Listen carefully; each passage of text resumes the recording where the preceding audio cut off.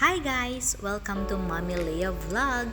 For today's episode guys, tara samahan niyo ako sa aming pagkuha ng avocado after ng aming work.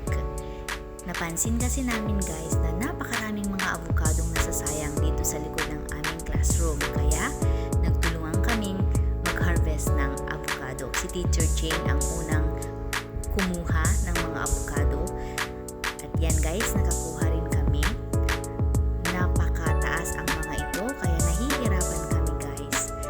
Tumulong na rin si Teacher Mian para ma-harvest namin ang mga avocado at nakakuha rin kami ng isang maliit na balde guys at sinubukan ko rin kumuha ng avocado guys. Nakakangawit ito at gamit ang malaking bamboo stick. Dito sa Ilocos ang tawag namin dito ay sarukang. Yan guys ang nakuha namin. Marami pa kaming hindi maabot at hindi makuha na avocado. Kaya tinawag namin ang isa naming kasama dito sa school, si Sir Michael, at siya ang nanguha ng mga avocado. Si Teacher Mian at Teacher Jane ang kumukuha sa mga nahuhulog na avocado. Kinuha namin lahat guys para hindi masayang. Ang avocado ay napakamahal ngayon. Hindi pa hinog guys kaya pahihinugin pa namin ang mga ito at kapag hinog na ito, ang kulay nito ay magiging violet. Yan guys ang aming nakuha.